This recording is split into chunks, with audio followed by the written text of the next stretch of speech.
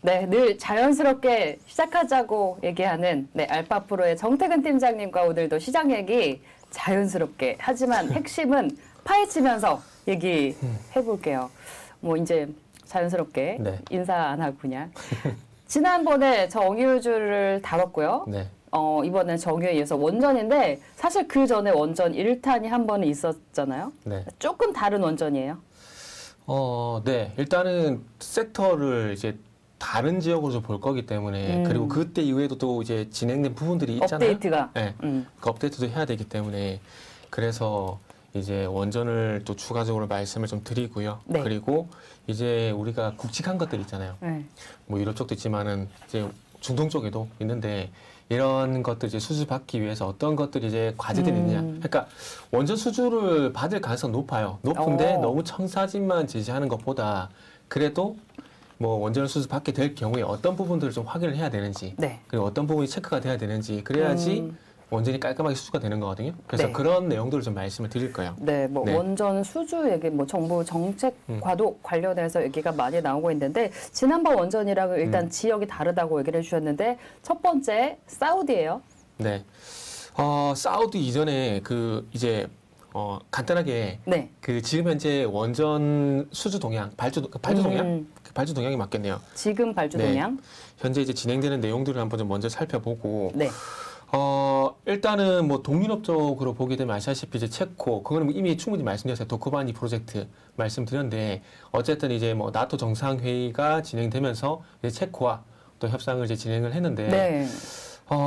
일단은 뭐 거의 된다고 봐야 되겠죠. 단지, 이제도 말씀드렸지만은 공동 수주가 될지, 단독 수주가 될지, 그게 관건이라 보시면 될 것 같고, 그리고 이제 폴란드 이제 이웃에 이제 폴란드가 있는데, 폴란드 같은 경우에도 그 루비아토프 코팔리노 원전 사업 이게 이제 2026년도에 1호기가 착공이 될 겁니다. 네.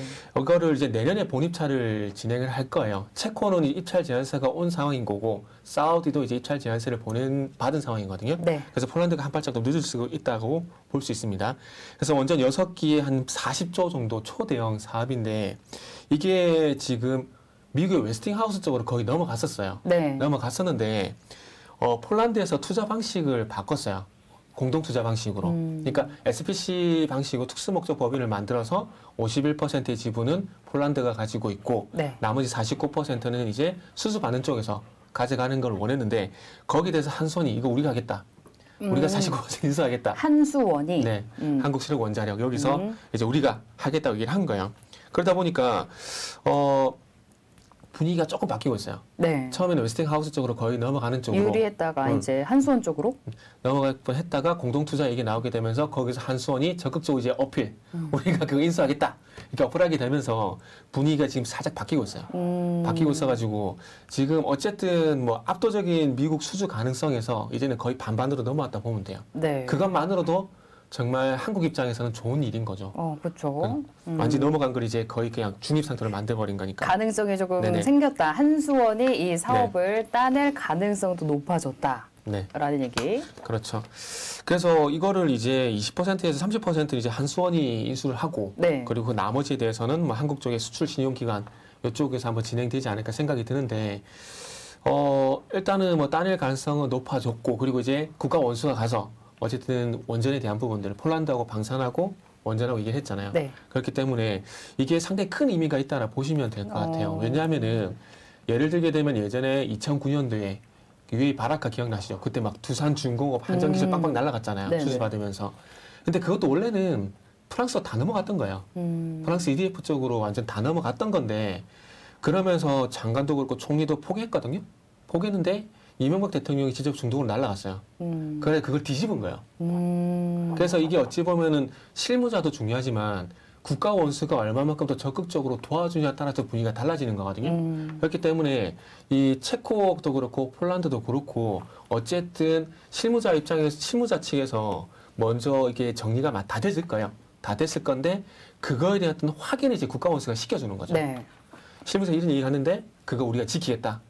우리가 나라의 이름을 걸고 내가 지키겠다. 이렇게 하면 신뢰도가 더 올라가는 거거든요. 그렇겠죠. 네. 그렇기 때문에 이제 폴란드도 상당히 좀 유리해진 상황이라고 보시면 될 것 같아요. 네, 지금 이제 현재 원전 발주 동향부터 좀 체크를 해주셨는데 폴란드 루비아토프 코팔리노 원전 사업 이제 앞으로 진행이 될 건데 원래 미국의 웨스팅하우스가 굉장히 유리했다가 네. 한국 수력 원자력에 따낼 가능성도 높아졌다. 그리고 네. 실제로 예전에도 이제 이명박 대통령이 직접 나서서 최종 수주를 한 적이 있다.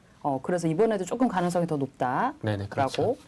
정리를 해드릴게요. 네. 그래서 이제 뭐 앞으로 이제 유럽 쪽 같은 경우에는 이제 체코, 폴란드 국직항근이 2개고 그 다음에 이제 네덜란드, 이제 영국 쪽 있는데 이거는 지금 SMR 쪽으로 아마 진행이 될 거예요. 그래서 미국의 뉴스케일 파워라는 회사가 이제 동유럽 쪽으로 해서 이제 공략을 해 나갈 건데 여기 또 삼성물산이 올라탔어요. 그래가지고 이제 삼성물산이 뉴스케일 파워와 그 협의를 진행하게 되면서 이제 동유럽 쪽에 SMR 수주를 받게 되면은 이제 삼성물산과 뉴스케일 파워 회사가 공동으로 해서 같이 진행이 될 겁니다. 그렇기 때문에 어쨌거나 저쨌거나 동유럽 쪽, 유럽 쪽 같은 경우에는 이 원전 관련해서 좋은 소식이 많이 나올 가능성이 상당히 높아졌다. 앞으로 네. 그렇게 좀 보시면 될 것 같아요. 그리고 이제 관건은 이제 그건 거죠. 완전하게 이제 그린 텍소노미에 그 LNG와 원전이 포함이 되면은 더 가능성이 높아지게 되는 거죠. 천연가스랑 원자력이 이제 포함이 되면 근데 될 거라고 봐요. 왜냐하면 지금 다시 석탄 쓰고 있잖아요. 그렇죠. 지금 뭐 에너지난 때문에 그쪽으로 네. 다시 돌아가고 있어서 이제 천연가스랑 원전까지도 친환경 에너지에 이제 포함이 되는 움직임이 있고 될 거다라고 보시는 근데 거고. 이 석탄 얘기하게 되면서 아무도 주목하지 않고 있는 게 전기차거든요. 왜냐하면은 석탄 쪽으로 다시 갔다라는 건 전기차 시대가 다시 늦어진다는 거예요. 그러네요. 그러면 그러네요. 전기차 섹터 2차 전지 악재거든요. 근데 아무도 얘기는 안 해요. 그러네요. 그냥 거기까지 생각을 진짜 못했던 것 그죠. 같은데 핵심을 또 짚어주신 것 같아요. 한국증권이니까 이런 얘기 하는 거죠. 한국증권은 다르니까. 네. 그래서 유럽은 어쨌든 그런 상황이 되는 거고, 그러면 이제 중동 쪽으로 다시 가봐야 되겠죠. 이제 중동 쪽 같은 경우도 사우디, 이제 뭐 이집트 이쪽을 봐야 되는데, 사우디 뭐 입찰 제한사가 이제 한국 쪽으로 오게 되면서 이제 장밋빛 전망이 많이 나오고 있는 상황인데, 제가 2주 전에 사우디 같은 경우도 유가 문제를 해결하기 위해서 어떤 정치적인 문제, 종교적인 문제를 말씀드렸잖아요. 네. 그거 이어서 뭐 사우디 같은 경우도 똑같은 문제들이 이제 있습니다. 그거 선수대로 말씀을 좀 드릴 건데, 자, 일단은 사우디 한 12조 정도가 됩니다. 12조 정도가 된다는 얘기가 나오고 있어요. 그래서 여기에 한국, 프랑스, 중국, 러시아. 예전에 2018년도 같은 경우는 미국도 리스트에 포함이 됐었는데 사우디가 미국을 빼버렸어요. 이거는 이제 이전 시간에 그 유가 바이든 얘기를 대통령이 뭔가 마무리를 지어야 되는데 아직 안 만났을 거예요. 13일 날 간다 그러다고요. 네. 그래서 요거는 왜 미국이 제외가 됐는지는 그 앞전 방송인 유가를 보시면은 깔끔하게 해소가 됩니다. 까시꾸지. 네. 까시끄지. 네. 요거 보시면 돼요. 근데 그 러시아 같은 경우는 우크라이나 침공 때문에 신뢰도가 완전 떨어진 상황입니다. 그렇기 때문에 러시아는 빼도 돼요. 빼도 되고 이제 한국, 프랑스, 중국인데 중국이 지금 네옴시티에 지금 요새 얘기 나오잖아요. 맞아요. 어제 김민수 대표님이 네옴시티 얘기하시더라고요. 네. 네옴시티 얘기하면서 아마 얘기는 안 했을 거예요.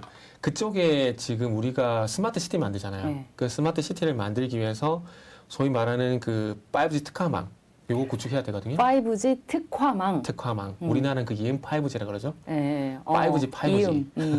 그런데 그 5G 특화망을 누가 하냐면은 중국의 화웨이가 해요. 화웨이가 해요. 네. 그래서 지금 사우디 중국대가 좀 묻고 있어요. 그래서 그게 좀 걱정이 되는데 그것 때문에 지금 중국에 대한 영향력이 사우디에 커질 가능성이 높아졌거든요. 그리고 최근에 아시겠지만은 또 사우디가 위안화 결제 얘기도 하고 있잖아요. 그래서 아마 이런 부분이 상당히 좀 많이 신경이 쓰이는데 그래서 제가 볼 때는 한국과 중국의 이파전이 좀 되지 않을까라는 그런 생각이 들어요. 그런데 중국이 조금 불리할 수가 있는 게 그 예전에 체코를 예를 들게 되면은 그러니까 UAE 바라카 한번 예를 들게요. 우리나라 같은 경우는 뭐 두산 에너빌리티라든지 이런 기업들이 그 UAE 쪽에 원전을 지어주게 되면은 그와 관련된 어떤 협력업체 같은 경우는 현지 기업들 써요. 현지 기업들을 쓰게 되면서 기술 노하우를 전수한다든지 아니면 운영을 하게 되면서 운영 노하우든지 이렇게 같이 공유를 해요. 근데 중국 같은 경우는 자기네들이 다 해요. 그래서 지금 인식이 되게 안 좋아요. 이게 아마 변수가 될 거예요. 그럼 우리나라가 좀 더 유리할 수도 있겠다. 그렇죠. 그런 측면에서 보게 되면 우리나라 좀 더 유리할 가능성이 있다라는 거죠. 그런데 변수는 이제 네옴시티. 네옴시티. 거기에 대해서 이제 5G 특화망이라든지 통신 인프라, 스마트 인프라 이런 부분들을 이제 누구냐 저기 중국이 하고 있는 상황이고 그리고 제가 지난 시간에 유가에 대해서 말씀드리면서 무기 관련된 얘기 했었잖아요. 원전. 네. 거기에 대해서 요즘 와서 중국이 계속 쑤시고 있어요. 미국이 안 해주니까. 그래서 이런 것들이 좀 정치적인 변수가 될 수 있는 상황인데 뭐 어쨌든 그런 걸 차처하더라도 뭐 그냥 리스트만 보게 되면은 한국 대 중국 이렇게 될 가능성이 높다. 네. 이렇게 보시면 될 것 같아요. 네, 러시아는 또 이제 전쟁 중이어가지고 좀 여기서 빠지게 되는 네네. 거고 이제 우리나라가 제일 유리하다. 좋습니다. 이렇게 해서 일단은 수주를 하게 되면은 12조 원 규모이기 때문에 네. 우리나라 이제 원전 종목들에도 기업들에도 많이 도움이 될 거고 우리나라 뭐 재정에도 많이 도움이 될 거고 또 투자하시는 분들에게도 네네, 많이 그렇죠. 도움이 되겠죠. 네, 맞습니다. 그래서 그거 무조건 받아야 돼요. 무조건 받아야 돼요. 된다. 원전 지금이 많이 조금 죽어 있는 상황이기 때문에 이런 걸 통해서 살려야 되거든요. 그래서 무조건 받아야 되고 그래서 이제 원전 세일즈를 하고 있는 거고요. 그래서 이제 본격적으로 얘기를 들어가 보게 되면 네. 이 원전 수주를 받기 위해서는 해결해야 될 과제가 있어요. 그게 첫 번째로 이제 IAEA 핵사찰. 이거에 대해서 지금 사우디가 거부를 하고 있어요. 국제 원자력 기구 핵 사찰을 거부하고 있다. 사우디가. 네네. 네. 거부하고 있고 그리고 또 이스라엘의 반대가 있어요. 이거는 지금 계속 그래서 지금 그냥 큰 국직거리를 다 말씀드릴게요. 일단은 사우디가 IAEA 핵사찰을 거부를 하고 있고요. 그리고 이제 이런 것 때문에 또 이란의 핵개발 우려 이런 것들 그리고 미국의 원자력법 123조 그리고 이스라엘 반대 사우디의 위안화 거래. 그러니까 난제가 많아요. 난제가 많은데 이제 핵사찰 거부 여부터 좀 보도록 할게요. 일단은 지금 IAEA 핵사찰 거부 이게 문제가 좀 될 수가 있는데 이게 결국 핵사찰 거부를 하고 있는 부분들이 뭐와 연결이 되냐면은 자칫 이제 사우디가 원자력 발전소를 건설하게 되면서 핵무기를 만들지 않을까라는 미국의 걱정. 네.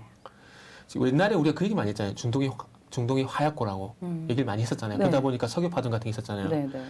이게 만약에 또 혹시나 사우디가 핵무기를 만들고 또 이란이 탈퇴했잖아요. 핵합이 탈퇴했잖아요. 그것도 이란이 핵무기를 만들게 되고 그러면 이제 중동에서 난리가 나는 거죠. 정말 다시 한번 화약고가 되는 거죠. 그랬을 때 또 유가 문제, 지금보다 더 심각한 유가 문제가 발생이 될 수가 있기 때문에 미국 입장에서는 이게 상당히 걱정거리인 거죠. 그러다 보니까 그 사우디와 그렇게 사이가 좋았던 트럼프도 안 해줬던 거예요. 2018년부터 계속 요청을 해왔었거든요. 지금 보자. 화면을 좀 같이 보게 되면은, 네. 이게 2020년 1월 6일 기사인데, 이란이 핵합의를 사실상 탈퇴를 하게 되면서 핵 프로그램 제한을 안 지킬 것이라고 얘기하게 되면서, 지금 화면에 보이는 이게 은색 파이프 있잖아요. 이게 우라늄 농축을 하는 거예요. 우라늄 농축하는 기기거든요. 그래서 지금 핵사찰을 거부를 하게 되면서, 이게 이란이 포괄적 공동행동계획, 이거를 들어갔었는데 이게 JCPOA라고 합니다. 그래서 이거를 탈퇴하게 되면서 화면에 보시는 것처럼 핵합의를 사실상 탈퇴를 했다라고 일단 보시면 될 것 같아요. 여기에 어떤 프로그램이 있냐면 핵 프로그램에 대한 어떤 동결, 제한, 규정들이 있는데 이런 것들을 거부를 하게 되면서 탈퇴를 한 거예요. 네. 근데 이렇게 이란이 나온 것들은 결국 유럽이 경제 제재에 대해서 상당히 미온적으로 뜨뜻미지근하게 이렇게 대응을 해왔던 거예요. 거기에 이란도 좀 속된 표현을 쓰자면은 빡돈 거죠. 빡돈 거죠. 네. 그래서 이런 부분이 첫 번째 이유라고 좀 보시면 될 것 같고 그런데 지금 유럽은 또 그렇게 할 수가 없었던 것들이 자칫 이란 쪽에 어떤 수출을 수입을 한다든지 이렇게 됐을 때 미국의 제재 리스트에 들어가게 되면은 기업이 없어질 수도 있어요. 기업이. 그러니까 예를 들면 이제 중국 기업들 같은 경우도 미국의 제재 리스트에 들어가게 되면서 파산까지 가고 그랬었잖아요. 네. 그러니까 유럽도 마찬가지인 거죠. 그러다 보니까 아무래도 유럽 같은 경우는 경제 제재 완화를 하기가 쉽지가 않았던 거죠. 네. 근데 그런 이유가 또 이란이 핵 합의를 탈퇴하는 그런 계기가 됐었던 거고요. 그리고 그것뿐만 아니라 이제 미군이 아시겠지만 솔레이마니 혁명 수비대 쿠드스군 사령관 폭사 요거 드론 미사일인가 그걸로 폭사했잖아요. 그래서 이런 것도 이제 이란을 좀 화나게 이란 입장에서 생각해 보게 되면은 또 이란을 화나게 한 그런 부분들이 될 수가 있다라는 거죠. 근데 이 핵 합의가 아시겠지만 오바마 때였거든요. 오바마 때였는데 그때 당시 오바마 같은 경우는 IS 이슬람 반군 있잖아요. 네. 이슬람 반군 맞나요? 하여튼 IS 그거를 이제 처리하기 위해서 이란을 끌어들인 거예요. 왜냐하면 IS는 순위파거든요. 근데 지난 시간에 유가에서 말씀드렸듯이 순위파와 시아파가 사이가 안 좋아요. 그렇기 때문에 시아파인 이란을 좀 끌어들여가지고 중동에 조금 IS 때문에 시끄러운 걸 이란을 통해서 좀 정리를 하려고 했었던 거죠. 네. 그러면서 이제 핵 합의를 만들고 경제 제재를 풀어줄 테니까 핵 더 이상 개발하지 말았으면 좋겠다. 라고 해서 오바마가 끌어들인 거죠. 근데 그거에 대해서 이제 아시겠지만 트럼프가 뻥 차버린 거죠. 뻥 차버리게 되면서 이제 트럼프가 먼저 탈퇴를 해버리게 된 겁니다. 그래서 네. 어쨌든 그래서 2018년도에 잘 아시겠지만 트럼프가 이제 이란 핵합의 탈퇴를 공식적으로 일단 선언을 했죠. 그래서 이란이 했던 그 핵합의 탈퇴, 요거는 결국 미국이 이란에 대해서 금융이라든지 경제 제재를 다시 하겠다. 라는 공식 선언과 마찬가지라는 거죠. 이 공식 선언한 화면을 좀 볼게요. 별로 보고 싶은 얼굴은 아니실 수 있지만 지나간 인물이긴 하지만 그때 당시에 트럼프가 이제 백악관에서 인터뷰를 하게 되면서 화면이 있었는데 요즘 같이 볼게요. 네. 그래서 그때 당시에 이란 핵합의는 일방적이며 재앙적이고 끔찍한 협상으로 네. 화면 볼게요. 네. 네. 애초에 체결되지 말았어야 합니다. 라고 얘기를 했었던 거죠. 네. 얘기를 하기 전에 이렇게 화면 보시면 이렇게 근데 요거 제가 캡처를 뜬 거예요. 제가 그때 당시에 그 화면을 네. 이렇게 해서 트럼프가 공식적으로 탈퇴를 해버리게 된 거죠. 그러면서 이란에 대해서 다시 금융 경제 제재가 이제 새롭게 시작이 된 거고 그러면서 이란이 공식적으로 우리가 이게 핵무기가 있다라고 얘기를 안 하고 있죠.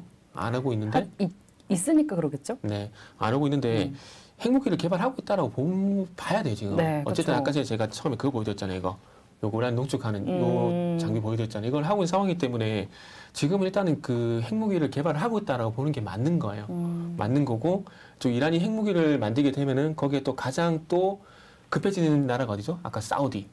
네, 그래서 제가 이전에 유가 얘기할 때 그때 말씀드린 게 그런 거라 보시면 될 것 같아요. 그래서 이런 그 트럼프가 어쨌든 새로운 제재를 가하게 되면서 핵무기 개발이 진행이 됐었는데 그거를 이제 또 다시 살리기 위해서 네. 이제 바이든은 사우디가 아니라 이제 이란을 택한 거죠. 가스규지 사건 때문에 이란을 택한 거죠. 그렇게 해서 이제 유가 공급을 늘리게 되고 조금 중동의 평화와 내가 뭔가 해냈다. 라는 걸 국제관계에서 보여주려고 했는데 그래서 2021년 4월 달부터 이 협상을 살리기 위해서 그 합의를 좀 살리기 위해서 협상을 진행했는데 2022년 3월 달에 최종 조율 단계에서 교착이 돼버렸어요. 그러니까 결국 실패한 거죠. 그러네요. 그러니까 네. 어찌 보면 두 마리 토끼를 다 놓쳐버린 거죠. 바이든 입장에서. 그러다 보니까 이제 바이든 같은 경우 바쁘죠. 왜? 사우디 가야죠. 그래서 이번에 뭐 사우디한 얘기가 상당히 많이 나오다 보니까 바이든은 사우디만 얘기한 건 아니다. 중동 국가들에서 다 요청을 할 거다. 그런 식으로 얘기를 하고 있는 거예요. 근데 결국 누군가 나서야 되거든요. 네. 누군가 나서야 되는데 지금 입장에서 사우디만큼 나서줄 나라가 있을까요? 없다라는 거죠. 곧 가가지고 잘 마무리를 지어야 되겠네요. 뭐 정유 관련해서 그렇고 원전 네. 관련해서도 그렇고. 네네. 그래서 교착 상태에 들어갔는데 그 핵 합의의 핵심인 그 우라늄 농축 능력과 농도 제한을 지키지 않겠다고 선언을 해버린 거예요. 그러면서 우라늄 농축 농도를 20%가량 상향. 이란 앞으로는 전망 이런 얘기들이 나오는데 이 핵시설 우라늄 농축 시설에 대해서 이렇게 이란 대통령이 이렇게 방문을 한 거예요. 실질적으로 실사를 하고 그러니까 이 화면을 보면서 우리가 어떤 걸 느낄 수 있냐면 이란 대통령이 우라늄 농축 시설에 왜 갔을까요? 그걸 생각해봐야 되거든요. 왜 갔을까요? 우리 핵무기 만든다 이거죠 뭐. 우리 핵무기를 만든다는 아니다고 하더라도 우리는 핵무기를 만들 능력이 있다라는 걸 대외적으로 홍보하는 거예요 이게. 홍보하는 거. 그러면서 누가 위협이 되냐면은 미국, 사우디가 이제 위협이 되는 거죠. 그렇기 때문에 우리한테 함부로 하지 마, 우리 건들지 마, 이거를 과시하는 거죠. 그리고 이게 어찌 보면은 음모론적인 얘기인데 이런 그 핵무기, 그러니까 우라늄 농축 기술을 만들어가는 상황 속에서 이제 또 중요한 건 이걸 이제 미사일에 탑재할 수 있는 ICBM 이런 것들 있잖아요. 그 미사일 기술은 이제 북한에서 이제 도입을 하고 있다는 얘기가 조심스럽게 나오고 있는 거죠. 네. 그렇게 됐을 때 만약에 북한에서 ICBM이라든지 이런 것들을 완성이 되게 된다라면은 북한만의 문제가 되는 것이 아니라 이제 이란도 문제가 될 수 있기 때문에 미국은 상당히 골치가 아픈 거죠 지금. 골치가 상당히 아플 수밖에 없는 거예요. 그래서 지금 어쨌든 뭐 이란은 핵무기 조금 전에도 말씀했지만 핵무기가 아니라 핵무기 개발을 부인을 하고 있는데 지금 뭐 조금 전에도 보여드렸지만은 그 핵폭탄 제조에 필요한 순도 60% 이상의 우라늄 농축을 네. 이렇게까지 대외적으로 과시를 했는데 과연 못할까요? 할 수 있을 것 같은데요. 그죠. 할 수 있기 때문에 일단은 어쨌든 이란이 핵무기를 개발했다라고 일단은 보는 게 맞다라는 거죠. 그렇게 됐을 경우에 상당히 위협이 된다라는 거죠. 그래서 트럼프 같은 경우 어찌 보면 이렇게 될 수밖에 없었다라는 것들을 아마 앞서서 생각을 했는지도 몰라요. 그러다 보니까 이란을 제재를 하게 되고 그리고 결국 무기 개발은 돈이 들어가잖아요. 그렇죠. 그렇기 때문에 이 자금줄을 끊기 위해서 금융과 경제 제재를 했던 건데 또 정권이 바뀌게 되면서 뭐 그거는 무산이 돼버렸고요. 그리고 이제 IAEA가 이 핵합의에 탈퇴를 하게 되면서 나서서, 네. 이제 뭘 했냐면은 화면을 보시면은 이 핵시설에 IAEA가 감시 카메라를 설치했었는데 네. 다 제거해 버렸어요. 아, 이제 안 보여주는 거지. 충분히 그럴 수 있죠. 뭐 자기의 나라고. 근데 지금 이란이 지금 계속 이란 얘기만 했잖아요. 이란 얘기만 했는데, 그러니까 이란이 탈퇴를 하게 되면서 만약에 핵무기를 만들게 되면은 가장 위협이 되는 국가가 사우디가 되는 거고, 핵에는 핵으로 맞서야 된다는 이 군사적인 얘기가 있거든요. 네. 그러면 사우디도 마찬가지로 할 수밖에 없다라는 거죠. 그러면 사우디가 원전 시설을 구축하게 되고, 원전 시설을 구축하게 되면서 핵무기를 만들지 않는다는 미국에서는 보장이 없는 거죠. 사우디에서는 계속해서 핵무기를 핵무기 쪽으로 우리가 진전할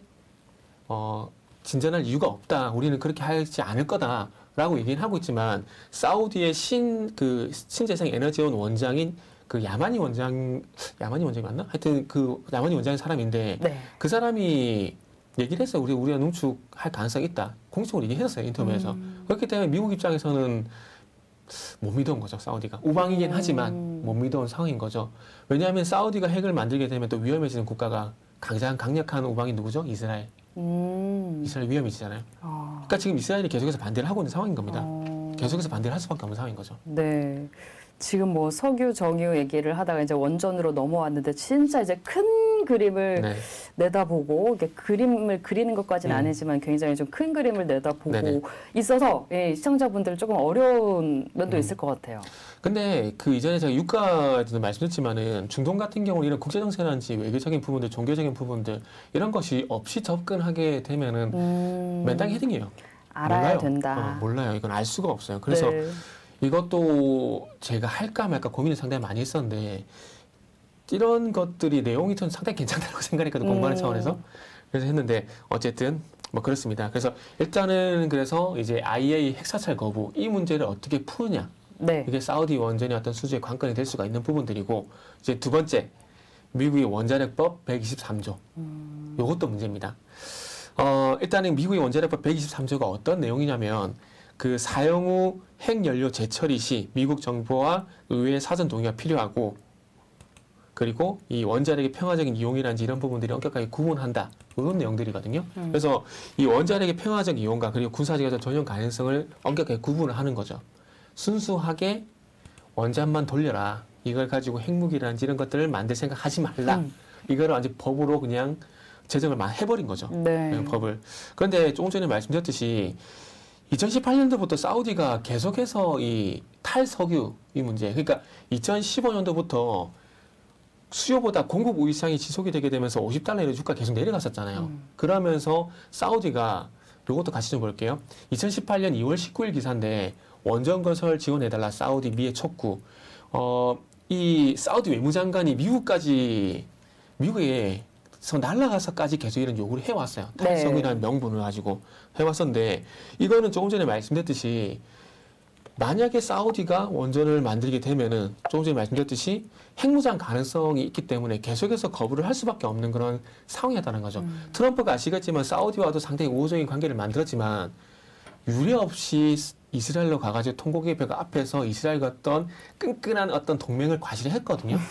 그러니까 미국 입장에서 트럼프는 이스라엘도 생각을 해야 되고 사우디도 생각을 해야 되고 그리고 사우디와 또 이제 관계를 좋게 할 수밖에 없는 것들은 그때 말씀했지만은 미국이 셰일가스 수출 인프라를 만들고 수출하기 전까지 시간을 벌려고 했던 거거든요. 네. 그럼 그러기 위해서 사우디와 어떤 사회적 관계를 계속 유지하게 되면서 사우디가 증산을 계속 할 수 있게 유도를 해야 된다라는 거죠.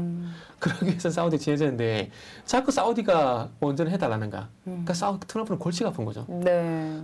이거 하게 되면 분명히 이게 글로벌 화약고 중동이 글로벌 화약고로 부각이 될 건데 그렇게 됐을 때 다시 동북아도 머리가 아픈데 동북아 쪽에서는 북한, 중국 문제만 해도 너무나 머리가 아픈데 만약에 진짜 미국의 염려대로 이 사우디가 또 이제 중동이 글로벌 화약고 다시 부각이 되게 되면은 이 군사력이 이렇게 분산이 되잖아요. 네.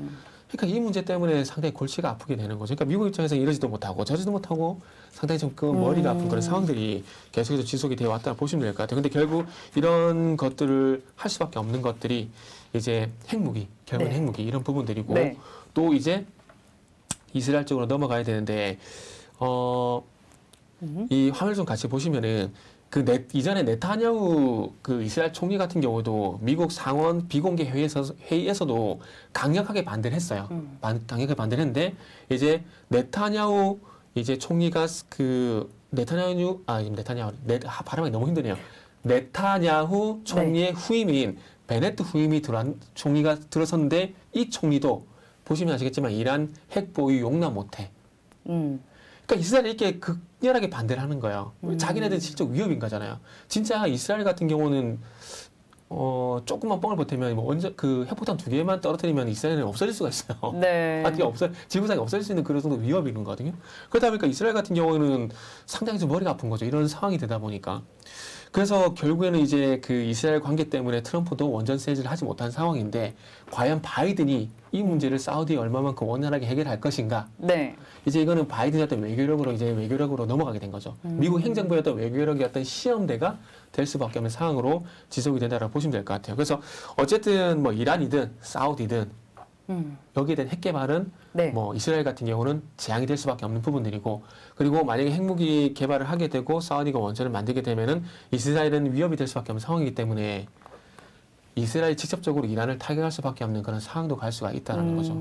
그런 문제가 네. 발생이 되기 때문에 상당히 중동 문제는 좀 심각하다고 봐야 될 것 같아요. 그래서 네. 뭐 베네트 후임 총리 같은 경우도 이란의 핵무기 획득을 허용을 제네트. 베네트. 여기는 제네트라고 아, 되어 있는데요. 제네트였어요? 아, 이거 못한가 보네요. 죄송합니다. 베네트가 맞는 거예요, 네, 그러면? 제네트. 네, 제네트. 이 기사가 맞는 거예요. 예, 저는 그쵸. 오타만 할 수도 있는 거잖아요. 네타냐후 전 총리와 네. 제네트 신임 총리의 이 악수 장면까지. 네네. 네. 그래서 그렇게 돼 있습니다. 그래서 지금 어쨌든 그 바이든 미 행정부에게 이란과 핵 합의 복원은 이제 정말 폭력적인 정권을 정당화하는 실수라고 계속해서 이스라엘이 경고를 했지만은 뭐 바이든은 마이웨이 했죠. 마이웨이 하게 되면서 계속 해왔었는데 결국은 어쨌든 서두에 말씀드렸듯이 실패 이걸로 끝이 났고 이제 이란과 사우디 쪽에서 상당히 머리 아픈 줄다리기 외교를 할 수밖에 없는 그런 상황이라 봐야 될 것 같습니다. 그리고 네. 이제 아까 핵사찰 거부에서도 충분히 말씀드렸지만 이제 사우디가 어쨌든 연료의 자급자족 목적이다. 군사적인 목적은 전혀 없다. 라고 발표했고 그리고 아까 전에 말씀드렸던 야마니 원장 빈 압둘라니 야마니 원장 요 사람이 그 IAEA 강요회의에서 그 자국 내 우라늄 추출에 대해서 언급을 했었기 때문에 이 부분이 아무래도 사우디 같은 경우는 원자력법 123조에 걸릴 수가 있기 때문에 난색이라는 거죠. 그래서 이런 규제들을 그러니까 법으로 되어 있는 이 규제를 완화를 해줘야 네. 미국이 수주하던 한국이 수주하던 그런 문제들이 깔끔하게 해소가 될 수가 있다라는 거죠. 근데 이런 문제들이 해결되지 않게 된다라면은 힘들어요. 그런데 가능성은 있어요. 어떤 가능성이 있냐면은 조건부 수용. 무슨 얘기냐면은 2009년도에 UAE가 우라늄 농축 그리고 사용 후 핵연료 처리를 안 하는 조건으로 그리고 연료봉 수입을 그 사용 후 연료 재처리를 안 하고 연료봉을 수입하는 조건으로 원전 수주가 이루어졌어요. 네. 그 조건부 수용을 하게 되면서 사우디도 만약에 그러면은 IAEA 핵사찰 거부도 싫다. 원자력법도 걸린다. 그럼 이거를 좀 피해가기 위해서는 방금 말씀드렸듯이 우라늄 농축과 사용 후 연료 재처리 이걸 안 하겠다. 조건부. 네, 이런 거를 걸게 되면서 조건부 수용을 하게 되면은 될 가능성은 일정 부분 좀 있다라는 거죠. 네. 우리나라가 이제 사우디 원전, 뭐 우리나라가 됐던 미국이 됐던 원전을 수주하기 위해서 선결돼야 될 과제부터 좀 짚어봤는데 IAEA 핵사찰 거부, 그리고 이제 미국 원자력법 123조의 규제가 좀 풀려야지 아니면 이제 조건을 걸고 이런 건 안 된다 이렇게 하겠다라는 조건부 수주는 가능하다라고 얘기를 주셨습니다. 뭐 우리 원전 그리고 원전 수주에 대해서도 뭐 국내 그리고 해외에 대해서 관심이 많은데 또 그래서 원전주도 지난주까지 굉장히 좀 뜨거웠는데 그냥 원전주에 뭐 묻지 마 투자하는 것보다 이쪽 사우디 쪽 중동 쪽 종교적 정치적 이슈를 알고 투자를 하는 게 중요하다라는 차원에서 긴 얘기 한번 나눠봤습니다. 그리고 이제 마지막으로 해결이 돼야 될 부분. 그 UAE 바라카 원전 같은 경우도 그 APR 1400이라는 원자로가 들어갔어요. 근데 이게 한국형 원자로라고 하고 있지만은 원천 기술은 미국 거라는 얘기가 있어요. 그래서 요거를 화면 좀 같이 보실게요. 세계 원자력 에너지 시장에서 한미 협력을 위한 주요 정책적 고려사항. 이게 이제 2010년, 2013년 중인데 이게 미국의 조사국에서 나온 내용인데 이 아래쪽을 보시면 웨스팅하우스는 여전히 한국형 표준 원전을 웨스팅하우스의 라이센스 제품으로 간주하고 있다. 한국형 원전 APR 1400이 미국 설계에 기반을 두고 있기 때문에 미국의 수출 규제가 지속적으로 적용될 것이다. 이 문제도 해결해야 되는 거예요. 그러니까 요런 내용들이 있기 때문에 미국 원자력법 123조에 대해서 걸릴 수밖에 없다라는 거죠. 그리고 이 원자력 기술 같은 경우에는 이제 미국의 웨스팅하우스 전신인 C사가 만든 설계를 기반해서 만들어져 있기 때문에 그러다 보니까 웨스팅하우스 같은 경우는 이제 한국형 표준 원전 같은 경우는 자사의 라이센스 제품으로 그래서 간주를 한다라고 얘기를 하고 있고, 그리고 2012년 6월 달에 미국 하원 한미 원자력 협정 개정 관련 청문회에서 웨스팅하우스 측의 데니얼 림먼 수석 부사장이 APR 1400 같은 경우에는 웨스팅하우스 기술을 기반으로 하기 때문에 네. 미국의 수출 규제를 받는다라고 증언을 이미 했어요. 이때 당시. 그래서 미국의 어떤 수출 규제 이런 것도 이렇게 잘 외교적으로 푸느냐. 그러니까 이거는 윤석열 대통령이 몫인 거죠. 이거는. 네. 윤석열 대통령이 얼마만큼 바이든과 이런 문제를 해결해 나가느냐. 이제 윤석열 대통령도 이제 외교적인 어떤 시험대가 여기서 또 발생이 되는 거죠. 그래서 사우디에서 입찰 제한서를 줬다. 그래서 우리는 수주를 받을 것이다. 단순한 이런 장밋빛 전망을 가지는 것보다는 일단은 해결될 난제라고 봐야 될 것 같아요. 해결할 게 많네요. 네, 이런 난제들이 많은 상황들이기 때문에 앞으로 이런 뉴스들이 나올 건데 오늘 말씀드린 내용들을 기반으로 해서 이 문제들이 앞으로 뉴스를 통해서 어떻게 해결이 돼 나가는지에 대한 부분들을 조금 꼼꼼하게 보셔야 되지 않을까. 미국의 수출 규제를 풀어야지만 입찰이 가능하다. 이걸 풀지 못하면 입찰 자체가 불가능한 면까지 짚어봤습니다. 그러면 뭐 이렇게 여러 가지 해결될 과제, 이게 쉽지는 않을 것 같지만 푼다면, 그래서 수주를 한다면 12조 원을 그래서 무조건 수주해야 된다라는 얘기도 앞서서 주셨잖아요. 그럼 우리는 항상 미래를 내다보고 투자를 하기 때문에 수주가 됐다라고 생각한다면 어떤 종목이 좀 제일 좋을까요?